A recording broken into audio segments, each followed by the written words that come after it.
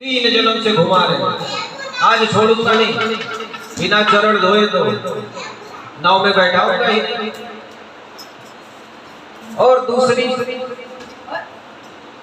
कि जब से राम अहिल्या तारी, तब से नाम पड़ो पगुधारी।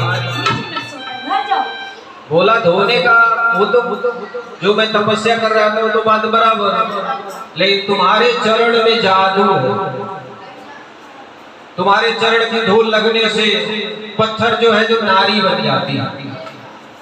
तो ये तो मेरी लकड़ी की नैया है भगवान। 16 बच्चे हैं घर पे, इसी नैया के सहारे मैं उनका भोजन का व्यवस्था करता हूँ। 16 बच्चे, एक बीवी घर पे, और ये अगर लकड़ी की नाव भी एक औरत बन जाएगी तो 2 बीवी 16 बच्चे, कोई कमाने का जरिया बचेगा नहीं।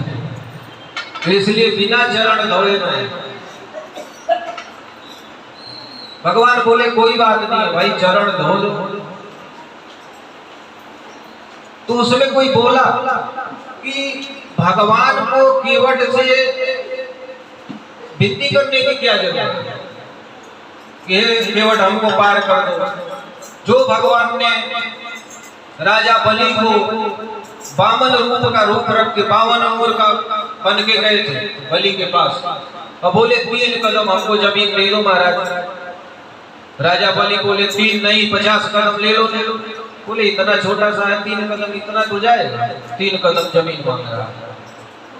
3 कदम में भगवान ने आकाश पाताल मृत्यु लोक नाप लिया। वो भगवान केवट से विनती कर रहे हैं कि हे केवट हमको पार कर दो। अरे एक पैर इधर रखते, एक पैर उधर रखते, पार हो जाए। जिस भगवान के लिए ये पूरा पृथ्वी 1 कदम के बराबर है, उस भगवान के लिए गंगा नदी कौन बड़ी चीज थी।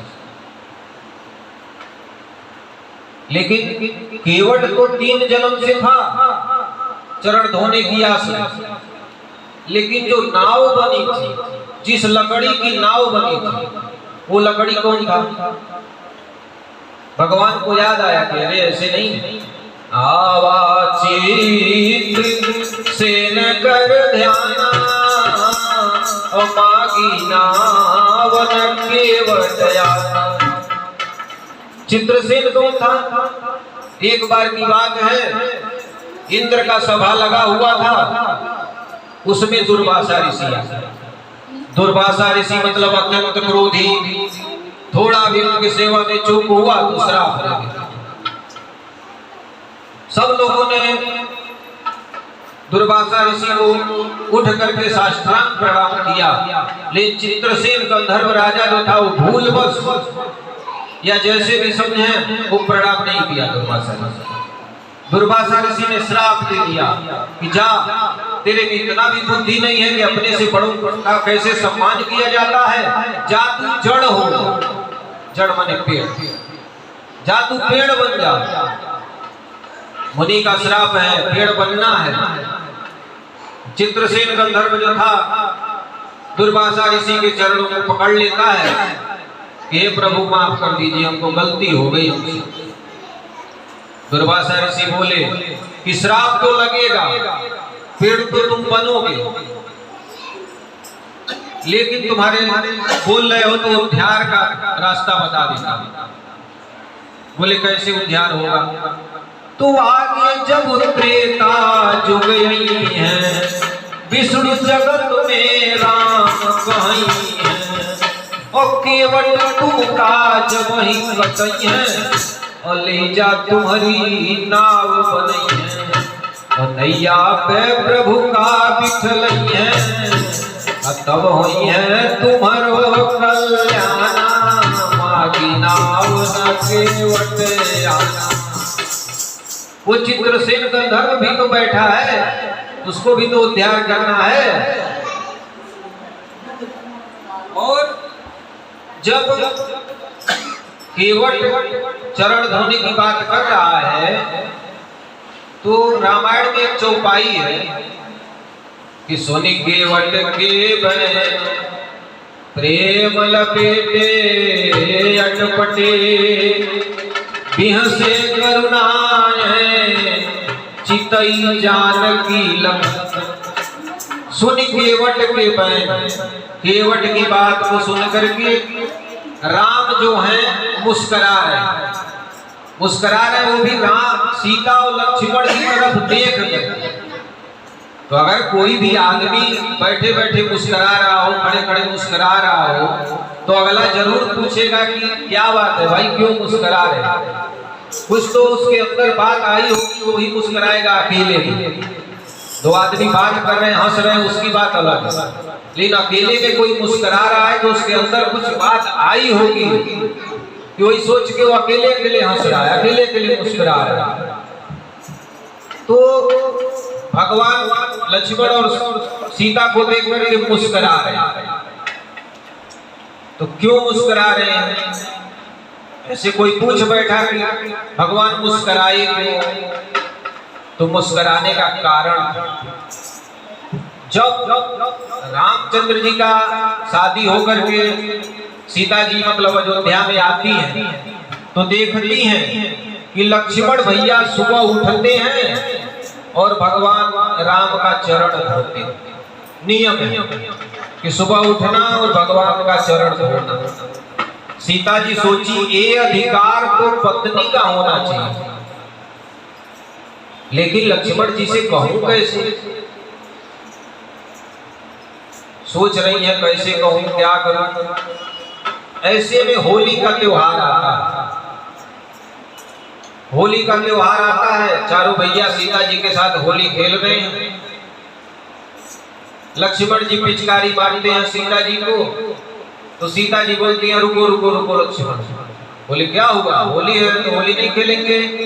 बोले होली तो खेलेंगे, लेकिन हमारे जनकपुरी का एक नियम है कि जब देवर पहली बार भाभी के ऊपर रंग डालता है तो भाभी जो मांगती है वो देवर को देना पड़ता है। तो क्या तुम देने के लिए तैयार हो?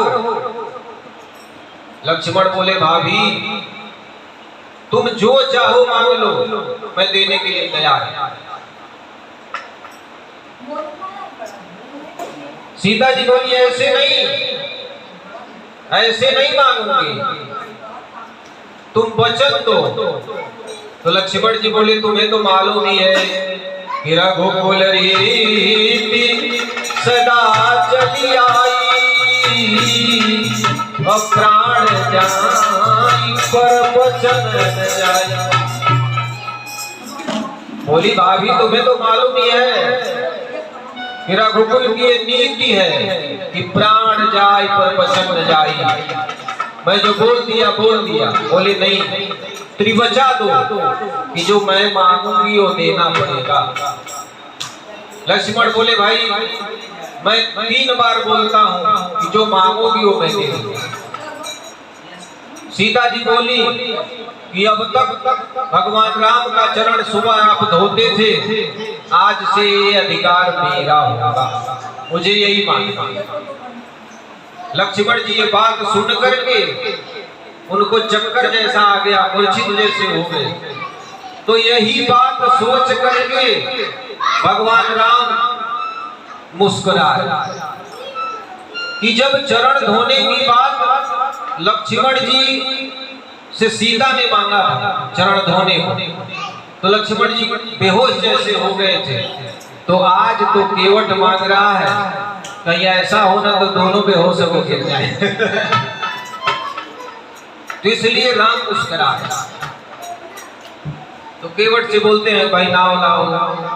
तो बोला नाव तो लाऊंगा लेकिन चरण धोऊंगा। तो बोले कोई बात नहीं, चरण धो लो। तो बोला चरण धोऊंगा और उसके बाद मैं आपको कंधे पर ही। राम बोले कि मैं लंगड़ा हूं, मैं चल नहीं सकता हूं। केवट बोला कि आप चल सकते हैं, आप लंगड़े नहीं हैं। लेकिन तो जैसे कोई बोला कि राम चाहते तो वैसे पार हो जाते, तो उसी में से कोई बोला कि सीता और लक्ष्मण कैसे पार होते।